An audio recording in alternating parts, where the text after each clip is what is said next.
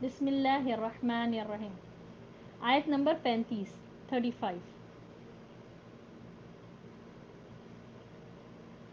سورۃ المائدہ آیت نمبر 35. بسم اللہ الرحمن الرحیم. یا ایہا الذین آمنو، اے لوگو جو ایمان لائے ہو، اتقوا اللہ، ڈرو اللہ سے. کتنے بار اللہ کا تقوی، بار بار اللہ تعالیٰ قرآن میں حکم دے رہا ہے کہ اللہ کا تقوی اختیار کرو، اللہ کا تقوی اختیار کرو.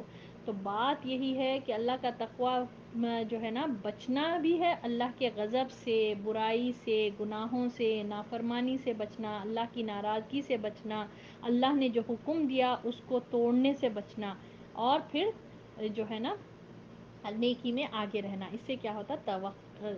تقوی حاصل ہوتا ہے.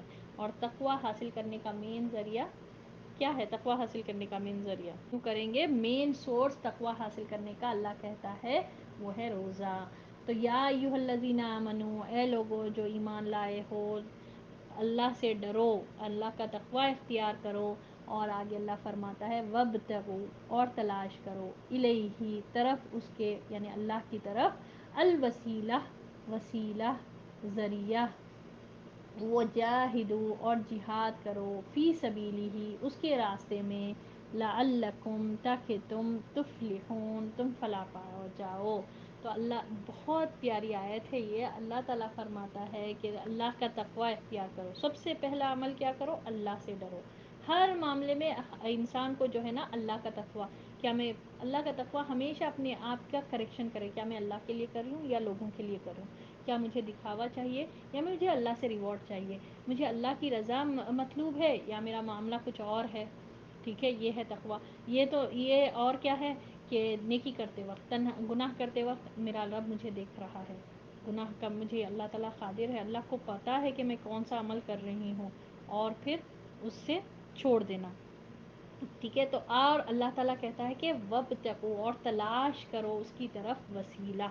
ٹھیک ہے. وسیلہ کے معنی کیا ہے؟ ایسی چیزوں کو جو کسی مقصد اور قرب اللہ کیا حاصل کرنے کے لیے ذریعہ بنتا ہے. یعنی ایسی چیز جو اللہ سے جوڑنے کا، ایسی چیز جو اللہ کی طرف نیک اعمال جس کو ہم کہیں گے، جو اللہ کی طرف جڑنے میں، اللہ کا قرب حاصل کرنے کے لیے جو ہمارے لیے مدد آتی ہے، ویسے چیزوں کو اختیار کرو. تو اللہ کی طرف وسیلہ اختیار کرنے کا مطلب یہ ہے کہ ایسے نیک اعمال اختیار کرو جس میں اللہ کی رضا اور قرب حاصل ہو. قرب یعنی اللہ کا قرب، تقرب، اللہ کے قریب ہم ہو جائیں، اللہ کی معرفت حاصل ہو جائے. مثال کے طور پر وہ کون سا عمل ہے جس سے ہم اللہ کے بہت قریب ہو سکتے ہیں؟ نماز ہے.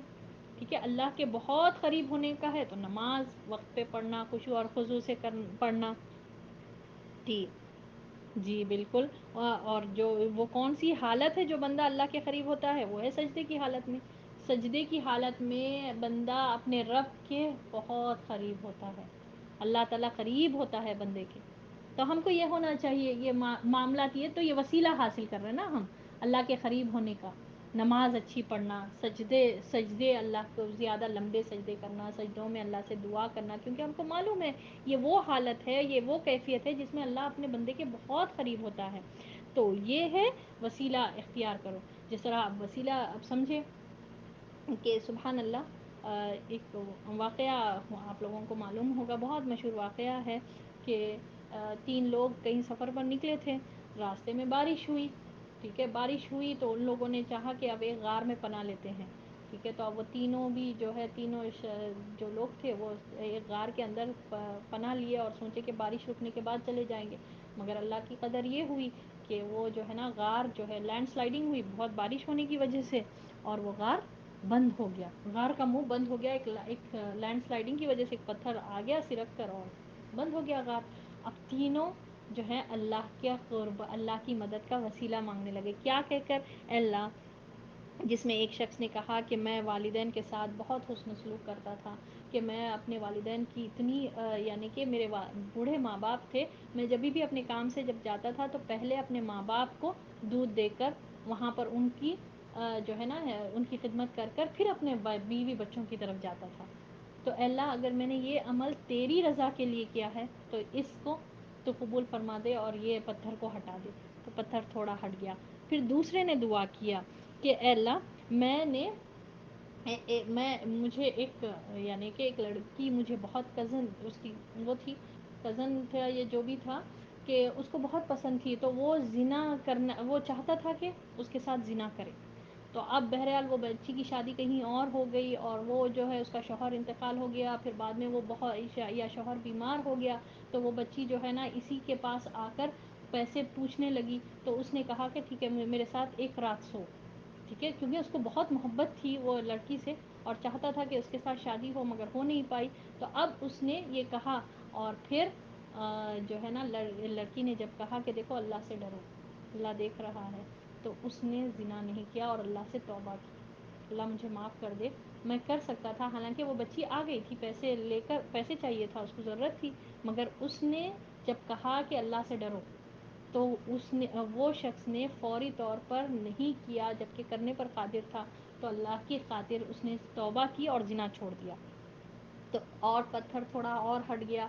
اور پھر تیسرے شخص نے دعا کی کہ اللہ مجھے میرے پاس کسی شخص نے امانت کے طور پر پیسے رکھائے تھے تو اس پیسوں کو اس نے اچھی جگہ انویسٹ کیا اور اس سے بہت فائدہ ہوا. تو جب وہ پیسے پوچھنے کے لیے وہ شخص آیا تو اس نے پورا بتایا کہ یہی تمہارے پیسے ہیں.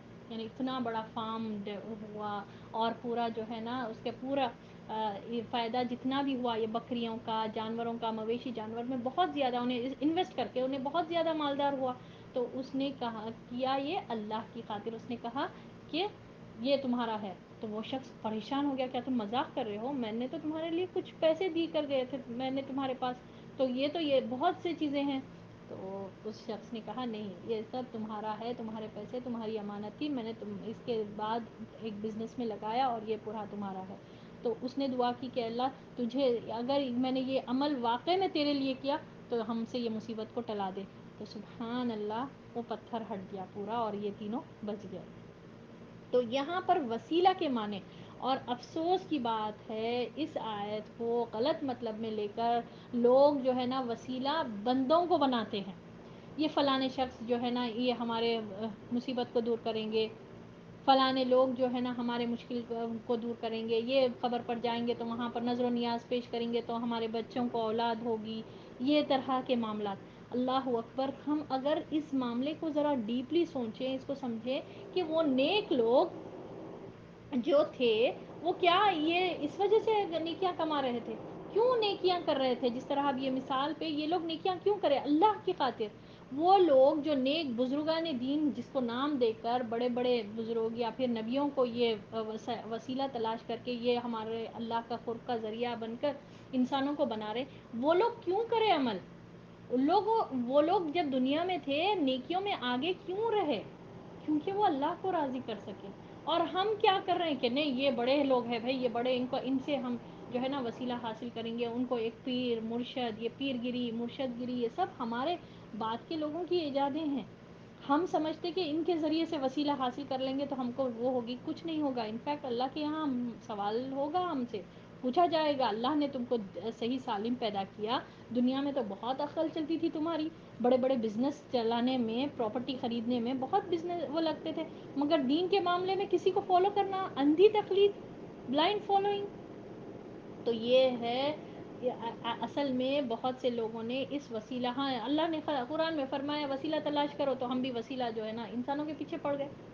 اللہ اکبر. وسیلہ تلاش کرنا مطلب یہ ہے ایسے نیک اعمال جیسے نماز ہے سجدہ ہے. اب جس طرح یہ 3 شخصوں نے عمل کیا تھا کس کی خاطر بڑے بڑے گناہ ہیں بڑے بڑے ہیں چیزیں جس طرح والدین کی فرما برداری بڑی چیز ہے سبحان اللہ. اور دوسرا جو زنا سے بچا توبہ کرا اللہ کے خوف سے اور ہم کو معلوم ہے جو ہے نا عرش کے سائے کے نیچے جو جگہ ملے گی 7 لوگوں میں سے ان میں سے ایک جو ہے جس کو مالدار عورت خوبصورت عورت نے ایک شخص کو دعوت دی ہوگی اور اس نے کہا ہوگا سر اپنا نیچے کر کے انی اخاف اللہ میں اپنے رب سے ڈرتا ہوں. حالانکہ اوپن انویٹیشن تھا کوئی پرابلم ہی نہیں تھی.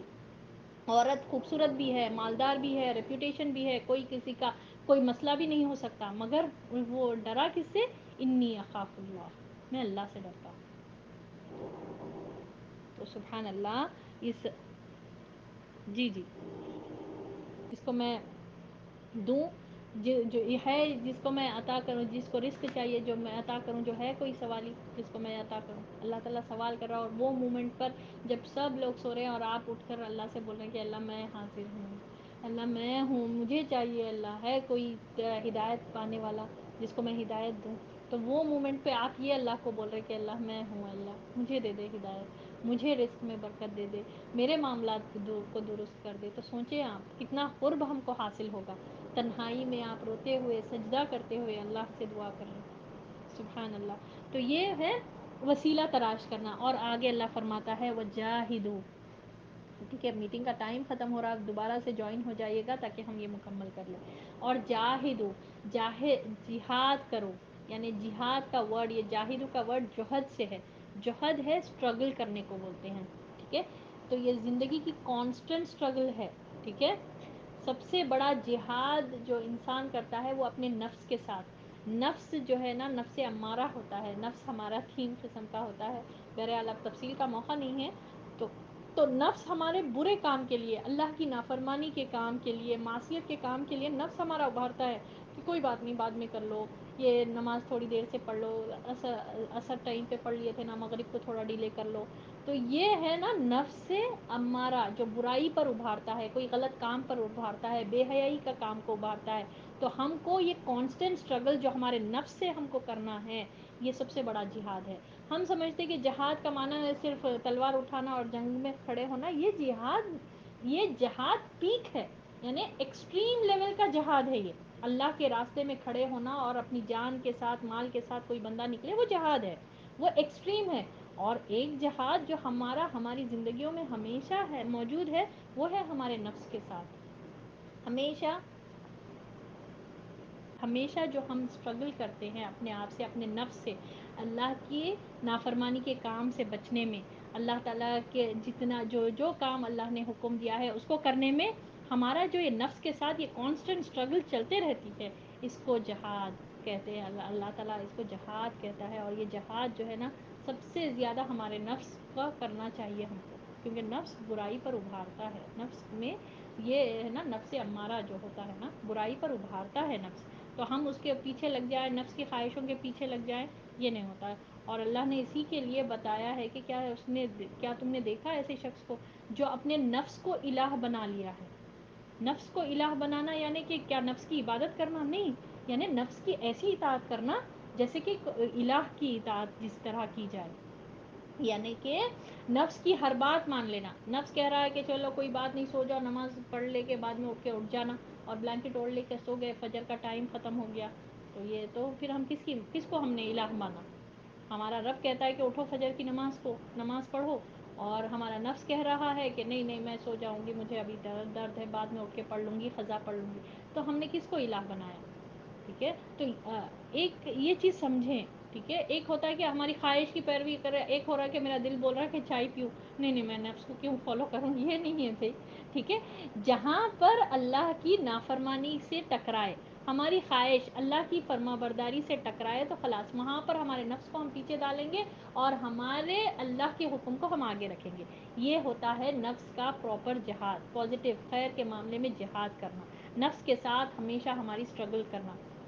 آپ کو پتہ ہے نبی صلی اللہ علیہ وسلم نے فرمایا، جو جتنے بھی طاغوت آسمان کے نیچے ہے، طاغوت کہتے ہیں باطل معبود کو، یعنی باطل پرستی، باطل معبودوں کی اطاعت کرنے کو طاغوت کہا جاتا ہے.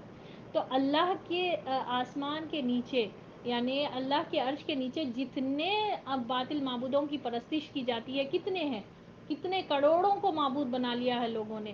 اور بعض لوگ جو ہے نا شخصوں کو، شخصیت پرستی بھی ہے. ٹھیک ہے، کسی کے شخص پرسنالٹی سے انفلوئنس ہو کے اس کو بھی کرتے ہیں.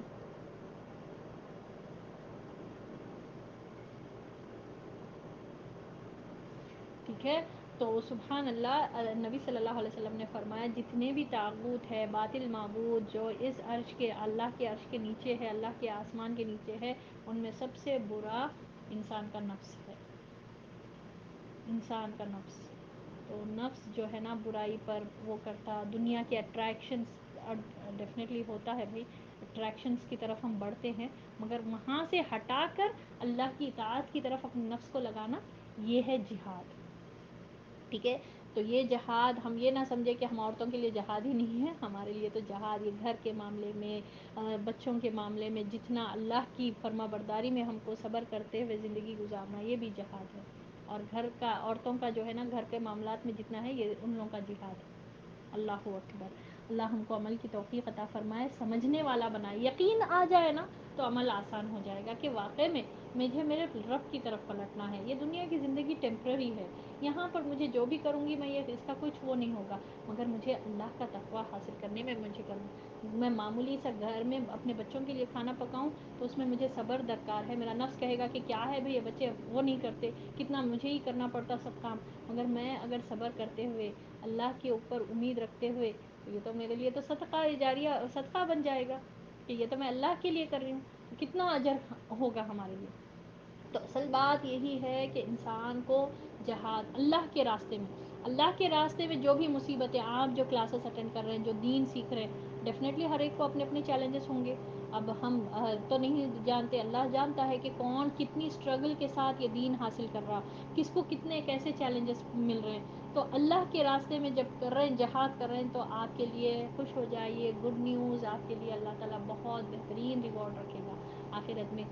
پریشان مت ہوئیے، خوش ہوئیے کہ اللہ نے آپ کے لیے یہ آسان کیا، کیونکہ اطراف میں بہت سے لوگ غفلت کی زندگی گزار رہے ہیں، غفلت میں ہیں، اللہ کی اطاعت سے بہت دور ہے، اور دنیا ہی دنیا دنیا دنیا دنیا کے بندے بنے ہوئے ہیں، درہم اور دینار کے بندے بنے ہوئے ہیں، بس دنیا کمانا ان کی زندگی کا مقصد بنا ہوا ہے۔ تو یہ تو جہاد نہیں ہوا نا بھائی، یہ تو جہاد نہیں ہوا۔ جہاد وہ ہے جو اللہ کے لیے ہم جو ہے نا بہت سی چیزوں کو سیکریفائس کریں، قربانی کریں۔ تو جہاد کیا ہے؟ انتہا درجے کی کوشش کرنا، یہ نہیں کہ تھوڑا کر رہے ہیں ارے نہیں بول کر پیچھے ہٹ جا رہے، نہیں بھائی مجھ سے کہاں ہوگا یہ نوٹس لکھنے، نہیں نہیں نہیں یہ تو بہت بڑا عمل ہے یہ کرنا، یہ جہاد نہیں۔ انتہا درجے کا، ٹو دا ایکسٹریم لیول، آپ اپنی استطاعت کے پورا ایکسٹریم لیول پر کوشش کرنا اور اپنے جنگ کرنا، اس اتنی انتہا کہ خیر کو پالے، ہم خیر ہماری طرف پہنچ جائے، تو اس کو کہتے ہیں جہاد۔ جتنی ہو سکے اتنی کوشش کرنا، ٹھیک ہے۔ نفس کے ساتھ جہاد سب سے بڑا جہاد ہے، یہ ہمیں یاد رہے گا، یہ یاد رکھنا چاہیے۔ غلط ٹیمپٹیشنس آئیں گے، غلط باتوں کی طرف نفس ابھارتا، پھر لوگوں کو دیکھ کر بھی ہمارے کو غلط ٹیمپٹیشنس آتے ہیں، تو اس سے بچا کر اللہ کی اطاعت کی طرف لے کر جانا، تو یہ جو ہے نا نفس کا جہاد ہے۔ تو آگے اللہ فرماتا ہے لعلکم، تاکہ تم تفلحون، تم فلاح پالو، تاکہ بات کیا ہے، کیا وجہ سے تقوی اختیار کریں، کیا وجہ سے وسیلہ اختیار کریں، کیا وجہ سے جہاد کریں، لعلکم تفلحون، تاکہ تم فلاح ہو جاؤ، تاکہ تم کامیاب ہو جاؤ۔ اور کامیابی کیا ہے؟ آج بلڈنگز بنا لینا، آج دنیا میں اقتدار کما لینا، آج ہمارے نام کے نیچے ڈگریز آ جانا، یہ کامیابی نہیں ہے۔ اللہ کہتا ہے قرآن میں کامیابی کیا ہے، سورۃ آل عمران آیت نمبر 185، فمن زحزح عن النار وادخل الجنۃ فقد فاز، جو جو جو ہے آگ سے بچا لیا جائے اور جو جنت میں داخل ہو جائے، یعنی نقصان سے بھی بچنا، ناپسندیدہ چیزوں سے بھی بچنا ہے، اور کسی چیز کو پا لینا بھی۔ تو فلاح کے معنی کیا ہے کہ ناپسندیدہ چیزوں سے بھی بچنا، ٹھیک ہے، اور اللہ کی ناپسندیدہ چیزوں سے بھی بچنا، اور کسی چیز کو پا لینا، یہ ہے فلاح۔ جہنم سے بچنا بھی ہے اور جنت میں داخل بھی ہونا ہے، ٹھیک ہے، دو کام کریں گے تو فلاح حاصل ہوگی، یہ ہے اصل کامیابی، الٹیمیٹ کامیابی، الٹیمیٹ سکسیس یہی ہے۔ تو اس کے لیے کیا کرنا چاہیے؟ اللہ کا تقوی، اللہ کی طرف وسیلہ، اللہ کے راستے میں جہاد کرنا، اسی سے جو ہے نا ہم کو کامیابی، اصل کامیابی حاصل ہوگی۔ تو اپنی غلطیوں پر اعتراف کر لینا، برائیوں کو اپنے آپ سے نکال دینا، یہی چیز کے معنی جہاد ہے، یہی چیز سے ہم کو اللہ کا قرب حاصل ہوگا، کامیابی حاصل ہوگی، اور اسی کی طرف ہم کو اسٹرائیو کرنا ہے۔ دیکھیں زندگی اسٹرائیو کا نام ہے، زندگی آرام کا نام نہیں ہے۔ آرام ملے گا ہم کو ڈیفینیٹلی، مگر آخرت میں آپ کبھی بھی دیکھیں اللہ تعالیٰ جب جنت کا بیان کرتا ہے تو اللہ تعالیٰ پورا وہاں پر آرام کی چیزوں کو تکیے لگائے بیٹھے ہوں گے، یہ جو ہے نا ایک دوسرے سے جام لیں گے، یعنی پورا کمپلیٹلی آرام ہی آرام ہوگا، وہاں پر کوئی تکلیف ان کو چھوئے گی نہیں، جو چاہے وہ ہم پا لیں گے، جو چاہے وہ وہاں پانے کے لیے یہاں پر بہت سی چیزوں کو چھوڑنا ہوگا۔ کنوینئنس ہمارے نہیں چاہے. ہم کبھی بھی یہ نہ دیکھیں کنوینئنس کے حساب سے ہمارا نفس کیا آئے گا کہ کنوینئنس کے حساب سے کام کرو بھی, ہماری صحت کام نہیں دے رہی, ٹھیک ہے, تو سوچے آئیڈیل بنائے, ہم کس کو محمد صلی اللہ علیہ وسلم فیلڈ میں اترے, اپنے آپ کو پروف کرے, اور سبحان اللہ کیسی زندگی گزار کر گئے. اور محمد صلی اللہ علیہ وسلم کے فالوورس مسلمان جو صحابہ رضی اللہ تعالیٰ عنہ کے روائے کتنے نے یہ لوگ اسٹرائف کرے, تو اسٹرائف کرنا ہے, ٹھیک ہے, اسٹرائف کریں گے تو یہ کامیابی حاصل ہوگی. تو یہی چیز ہے, جس شخص کو اللہ کی محبت چاہیے, اللہ کا قرب چاہیے, اللہ سے بہترین تعلق چاہیے, تو اس کو کیا کرنا چاہیے, اس کو دل میں اللہ کی محبت کو جمانا چاہیے, اور وہ طریقہ کیا ہے, تقویٰ اور اللہ کی طرف وسیلہ, ٹھیک ہے, ذرائع کو تلاش کرنا, بنانا, اور اللہ کے راستے میں جہاد کرنا. یہ سب چیزوں سے یہ چیزیں جو ہے نا, اللہ کی محبت, اللہ کا قرب, اللہ سے تعلق, اللہ کی پہچان, ایوری تھنگ حاصل ہوتی ہے. اللہ سے دعا ہے کہ اللہ تعالی ہم سب کو اس عمل کے لیے قبول فرما لے, اور ہماری زندگی میں اصل کامیابی جو ہے اللہ ہم سب کو عطا فرمائے. اللہ کرے کہ اس قرآن سے پڑھ کر ہمارا شمار اہل القرآن میں ہو جائے, اور اللہ کرے کہ یہ قرآن ہمارے خبر کا ساتھی بنے, اور قیامت کے دن ہم سب کے حق میں خیر کی گواہی دے. اور اللہ کرے کہ ہمارا قرآن پڑھنا اللہ کی بارگاہ میں قبول ہو جائے, اور اللہ کرے کہ اللہ تعالی ہم کو ایسا خوف عطا فرمائے جو ہمارے اور گناہوں کے درمیان حائل ہو جائے. اللہ تعالی اطاعت کی وہ کیفیت ہم کو عطا فرمائے جس سے جنت میں جانے کے اعمال ہمارے لیے آسان ہو جائے, اور اللہ پر یقین کی وہ کیفیت اللہ تعالی ہم کو عطا فرمائے جس سے دنیا کے تمام مصائب, تمام پریشانیاں, تمام مشکلیں آسان ہو جائے. اور اللہ کرے کہ ہم اپنی زندگی میں اپنے ہاتھوں سے, اپنے آنکھوں سے, اپنے کانوں سے فائدہ اٹھانے والے بنے, خیر کے کام پہنچانے والے. اللہ کرے کہ ہماری کوششیں صرف دنیا حاصل کرنے کے لیے نہ ہو, علم حاصل کرنے کا مقصد اللہ کی رضا ہو, اور آخر میں اللہ ہم سب سے راضی ہو جائے. آمین یا رب العالمین. وآخر الدعوانا الحمد للہ رب العالمین. سبحان ربک رب العزت عما یصفون, وسلام علی المرسلین, والحمد للہ رب العالمین. سبحانک اللہم وبحمدک, نشہد ان لا الہ الا انت, نستغفرک ونتوب الیک. السلام علیکم ورحمۃ اللہ وبرکاتہ.